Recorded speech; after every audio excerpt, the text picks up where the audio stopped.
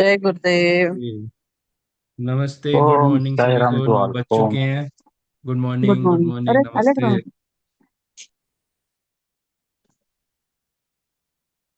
कैसे हैं आप सब?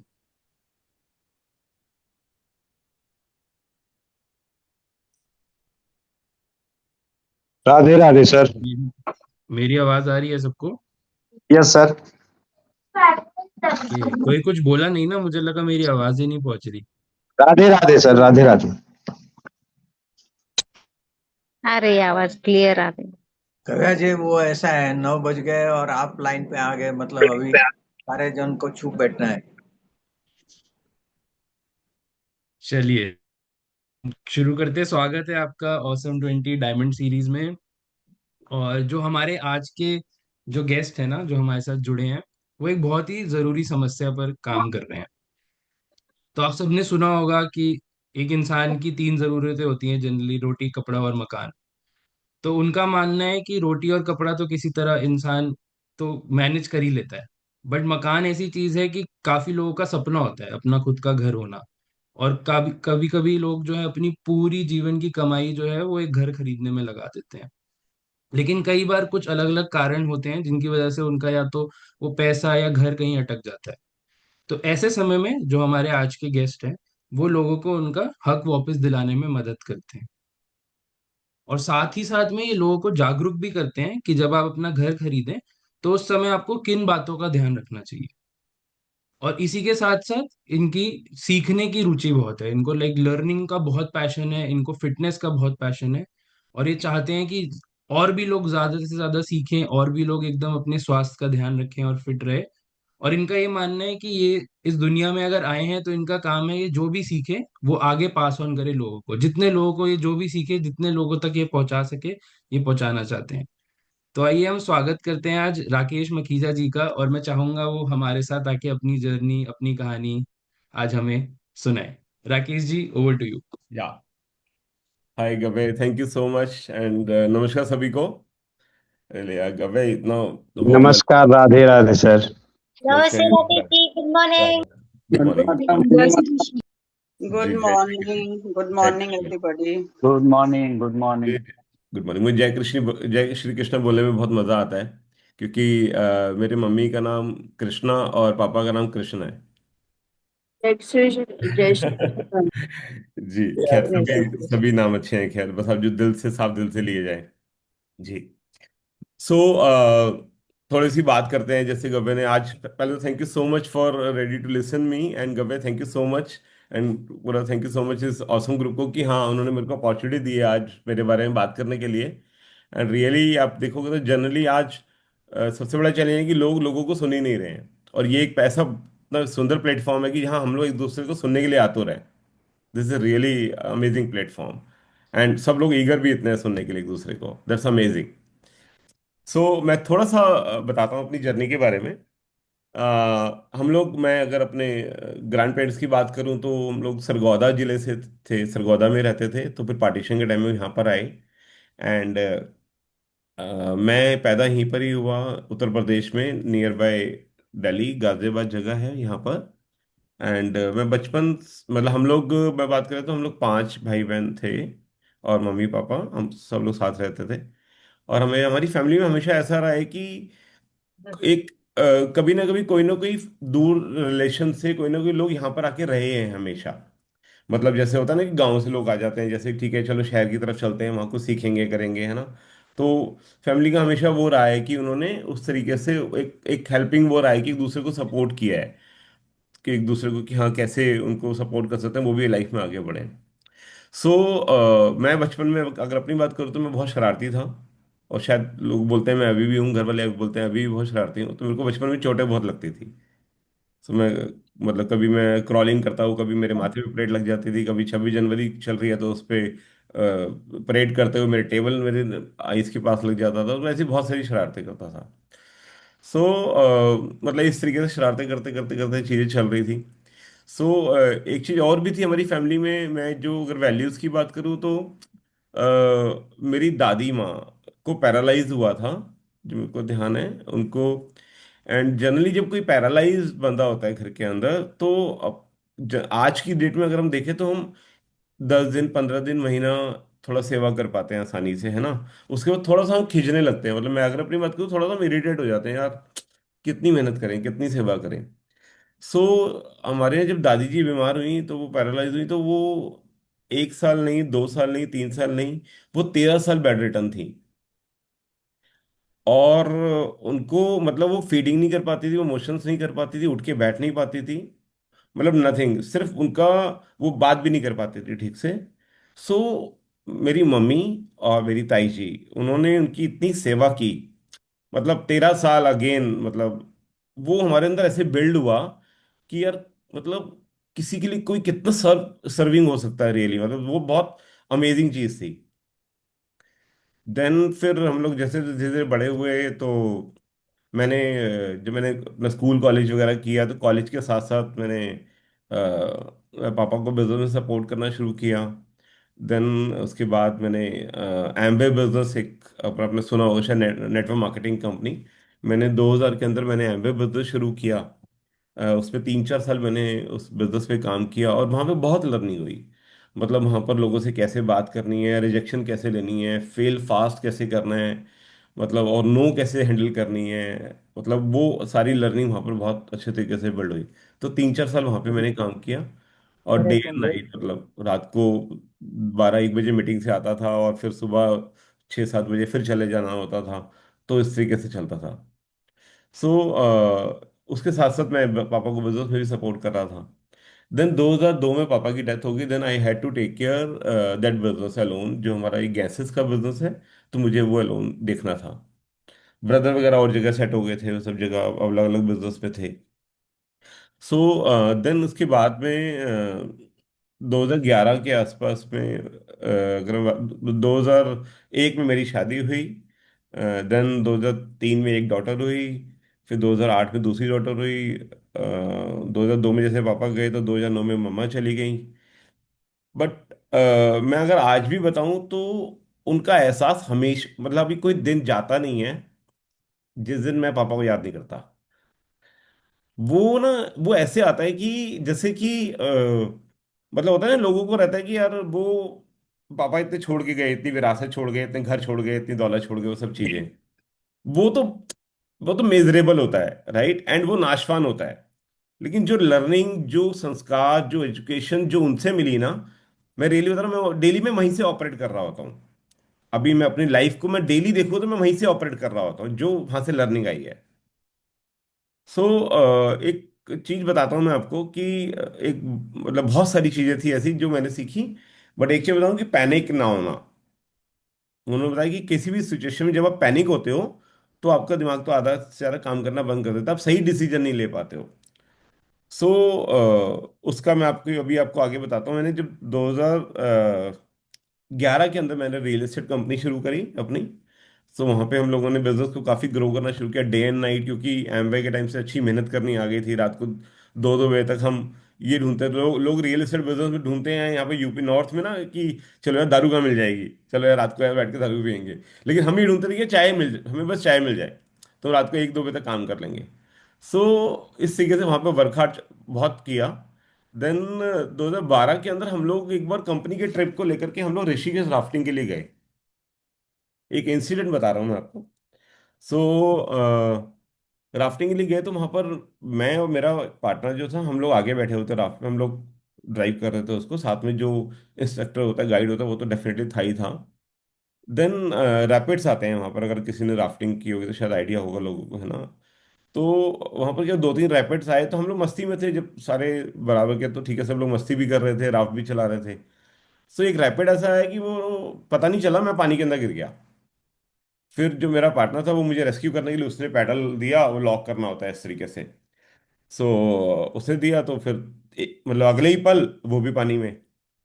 मैं थोड़ा सा राफ्ट से दूर हो गया, देखा तो राफ्ट पूरी उल्टी है, अभी राफ्ट पे कोई भी नहीं है, सब राफ्ट के नीचे हैं। सो मैं और एक और हमारा मैनेजर, हम लोग राफ्ट से बहुत दूर निकल गए। मेरे को बताते हैं ये लोग, मेरे को वैसे किलोमीटर वाइज मेरे पास डिस्टेंस मेरे को नहीं पता, बट शायद मैं 2 से 3 किलोमीटर राफ्ट से दूर चला गया, बहता हुआ आगे चला गया। So you won't believe, but life jacket पहनी हुई थी, ठीक है, डूबने का कोई खतरा नहीं था। बट लेकिन एक चीज थी कि अगर पैनिक हो गया, मुंह में पानी चला जाएगा, पत्थर लग जाएंगे तो बेहोश अनकॉन्शियस हो जाऊंगा, तो फिर संभाल नहीं पाऊंगा। उस समय मेरे को पापा ने एक लेसन दिया था पैनिक वाला, और वो प्रैक्टिकल जिया था हमने वहाँ पे। एक बार शॉप में आग लगने की रूमर थी, तो हम पूछे वो पैनिक नहीं होता, देखा तो आग वाग कुछ नहीं थी, तो उन्होंने बोला कि बस घबराना नहीं है, कभी भी कुछ भी हो जाए आप किसी भी सिचुएशन से आगे निकल सकते हो अगर आप पैनिक नहीं हो तो। सो यू वोंट बिलीव, जब मुझे 3 किलोमीटर बाद करीबन रेस्क्यू किया गया, I was literally laughing. And जो मेरे से मैनेजर, जो मेरे से पहले जिसको रेस्क्यू किया था, वो मतलब वापसी जब पहुंच गए 2 घंटे बाद भी वो नॉर्मल नहीं था। और वो लोग मेरे को कह रहे थे तू पागल हो गया, तू हंस रहा है। मैंने कहा, कोई बात नहीं, तो पानी में गिर गया, वो तो मेरे कंट्रोल में नहीं है ना, बट अभी मैं उसको कैसे हैंडल करूंगा ये मेरे कंट्रोल में है। तो पैनिक होने से कुछ होने वाला नहीं था। सो दैट्स हाउ वो अभी सिचुएशन, ये सिर्फ वो पानी में था, लेकिन ये पानी वाली सिचुएशन हर रोज बिजनेस में भी होती है, हर रोज लाइफ में भी कहीं ना कहीं होती है। हम कहीं जगह फंसते हैं, कहीं जगह चीजें ऐसी होती हैं। तो मैं वही बोल रहा हूँ कि मैंने हमेशा वहां से ऑपरेट किया है। देन फिर 2012 13 14 तक हमने लोगों ने रियल एस्टेट बिजनेस अच्छा खासा बिल्ड किया। देन 2015 तक आते आते हमें दिखा कि हमने जो मकानों को बेचने में इतनी मेहनत करी है, इतना एफर्ट डाले हैं, लोगों को इतना उनको बताया है कि यार ये चीज़ें अच्छी हैं, आप खरीद लो, सब होता है, एक आप एक कन्विक्शन के साथ सेल करते हो, अपना ट्रस्ट सब सेल करते हो। सो फिर हमें 4-5 साल बाद नजर आना शुरू हुआ कि यार बिल्डर तो, हम चीट कर दिया बिल्डर ने। ना तो उसने वो मकान बना के दे रहा है, और जो हमारा पैसा था हमें भी नहीं मिल रहा है। हम भी करीब 1.5-2 करोड़ रुपए कर्जे में आ गए थे उस समय। देन फाइनली हमें वो ऑपरेशन बंद करना पड़ा। 10-12 लाख रुपए महीने के खर्चे थे हमारे ऑफिस के। देन फिर मैं अपने दूसरे बिजनेस में बिजी हो गया, जो पापा को गिफ्ट किया वो बिजनेस था गैसेस का, वहाँ मैं बिजी हो गया, मेरा पार्टनर कहीं और चला गया। तो बीच में पार्टनर ने भी उसके बाद भी कई बार धोखे वोखे दिए, वो सब चीज़ें करी, वो सब एक लंबी स्टोरी है। बट मैं आपको बताऊँ, जहाँ पर भी प्रॉब्लम आई ना, वहाँ पे एक नई अपॉर्चुनिटी थी। और फेल फास्ट बहुत हुआ। जब ये बिजनेस बंद किया तो उसके बाद एक फाइनेंशियल कंपनी शुरू करी, रेस्टोरेंट शुरू करा, और भी कई सारी चीज़ें ट्राई करी, बट फेल फास्ट हुआ। बट लेकिन वो कहते हैं ना कि जब आप बॉक्सिंग रिंग में होते हो, आप मैच तब हारते हो जब गिर के उठते नहीं हो। डिक्लेयर तभी होता है, गिरने से नहीं हारते हैं, जब गिर के उठते नहीं है तब डिक्लेयर हो जाता है हाँ ये बंदा हार गया। सो ऐसे बहुत बार गिरा, मैं अपने बिजनेस में, अपने लाइफ में बहुत जगह ऐसा हुआ। बट लेकिन बाउंस बैक कितनी जल्दी कर सकते हैं वो बड़ा मुझे याद रहा, कि बाउंस बैक जल्दी करना है बस। गिरना तो अपने कंट्रोल में नहीं, बाउंस बैक करना अपने हाथ में है। सो देन फिर प्रॉब्लम में ही नई अपॉर्चुनिटी भी होती है। यहाँ पर ये प्रॉब्लम थी, लोगों को मकान नहीं मिल रहा था, वो सब चीज़ें थी। मैं 2-3 साल उसको ऑब्जर्व किया। फिर 2-3 साल बाद में हम लोगों ने जो हमारे नियर डियर की इन्वेस्टमेंट थी, हमने उसके अगेंस्ट में बिल्डर के अगेंस्ट केस डाल दिया। देन साल भर बाद क्या हुआ कि बिल्डर के अगेंस्ट ऑर्डर आ गया, बिल्डर फिर भी नहीं हिल रहा, वो पैसे फिर भी वापस नहीं करना चाह रहा। देन फिर हम लोगों ने और थोड़ा सा स्ट्रॉन्ग प्रेशर बनाया, तो समहाउ मतलब हम लोगों ने वो अपने पैसे इंटरेस्ट के साथ वापस ले लिए, और कुछ नियर डियर्स को भी दिलवा दिए। देन फिर हमें लगा कि मैंने कहा मकान बेचने से ज़्यादा मकान दिलाना जरूरी है। अभी सारे लोग मकान बेचने में लगे हैं, हमें लोगों को मकान दिलाना जरूरी है। देन फिर हम लोगों ने इस तरीके से उस वर्टिकल पे उसको एक प्रॉपर एक वर्टिकल बनाया। हम लोगों ने उन लोगों को अप्रोच करना शुरू किया जो लोग हमारी वजह से फंस गए थे।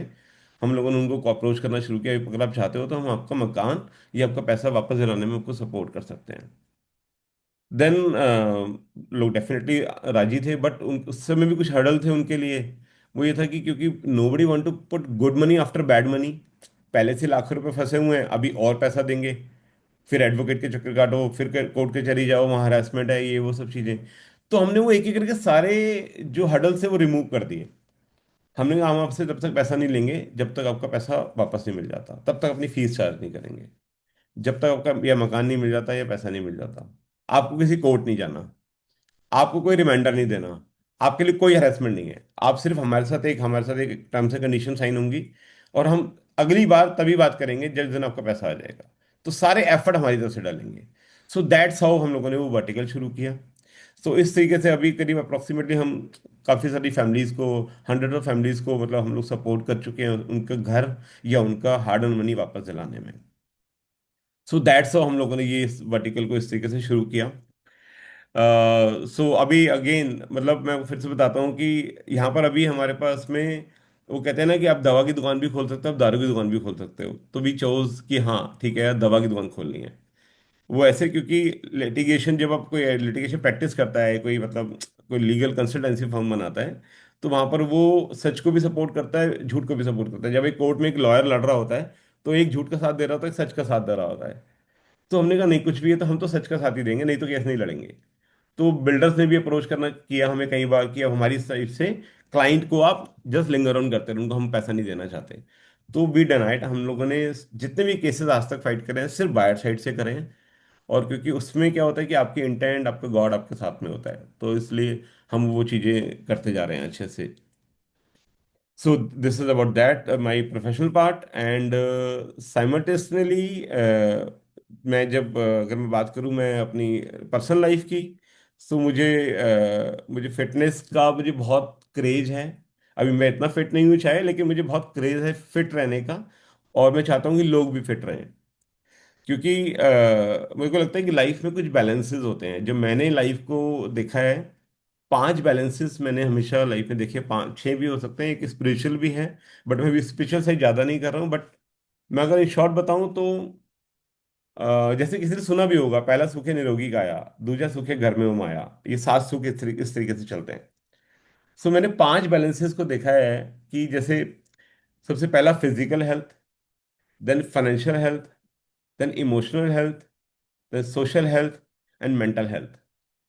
अगर इनमें से एक भी हेल्थ अगर बिगड़ी हुई है, तो लाइफ का चार्म चला जाता है।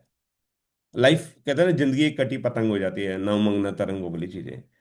अगर पैसा कम है तो अब हेल्थ का करोगे क्या?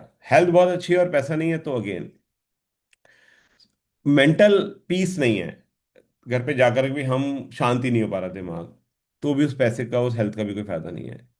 4 दोस्त नहीं है जहां से हम अच्छी बातें कर सके, जहां हम लोग एक अच्छी वैल्यू क्रिएट कर सकें, तो वो सोशल हेल्थ अगर नहीं है तो। देन इमोशनल हेल्थ, बात बात पे गुस्सा आता है, बहुत जगह ट्रैफिक में निकलते हैं, ऑफिस में जाते हैं, घर में बच्चों के साथ में, बहुत जगह ऐसी होती है कि जहाँ पर हम लोग, कहीं की फ्रस्ट्रेशन कहीं जा रही है तो कहीं का गुस्सा कहीं जा रहा होता है। तो मैंने पिछले 10 12 सालों में मैंने इस पे बहुत काम करने की कोशिश की है कि ये पांचों चीज़ें अगर मैं बैलेंस कर पाया, तो एक अच्छी लाइफ में शायद बना सकता हूँ, और शायद मैं और लोगों को भी सपोर्ट कर सकता हूँ उस लाइफ को अच्छे तरीके से जीने में।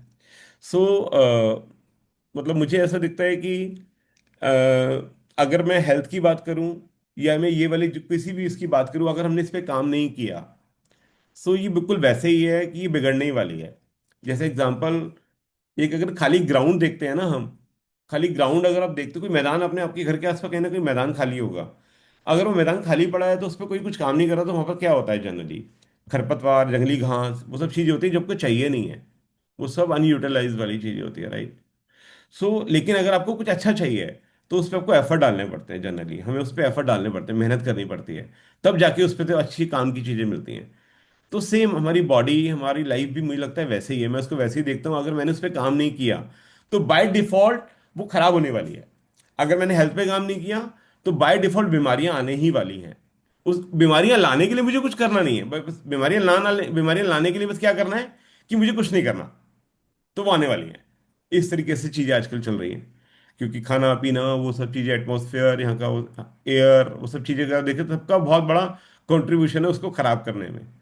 तो मेरे को लगता है कि उस पर रेगुलर काम करना जरूरी है, अदरवाइज वो डिस्टर्ब होने ही वाली है कहीं ना कहीं। तो मैं लाइफ को वहां से ऑपरेट करता हूँ। एंड मैं जनरली ये देखता हूँ कि मैं लाइफ को टू द फुलेस्ट कैसे जी सकता हूँ। वो कहते हैं ना कि अगर आज मैं लाइफ टू द फुलेस्ट नहीं हूं, तो कल बेटर नहीं हो सकता। जैसे एग्जांपल ऐसे मानो कि एक, अगर कोई बीमार माँ है ना, वो एक स्वस्थ बच्चे को पैदा नहीं कर सकती। तो सेम वैसे ही, अगर आपका आज खराब है, तो कल अच्छा नहीं हो सकता। तो हम कहते हैं ना, नहीं कल ये जिएंगे, कल ये करेंगे, परसों वो करेंगे। आज को बेटर बनाना इंपॉर्टेंट है। आज आप लाइफ में क्या बेटर कर सकते हो, कल तो हो ही जाएंगी जी, कल कैसे होगा? आज ही अच्छा नहीं है तो कल कैसे अच्छा बनाएंगे?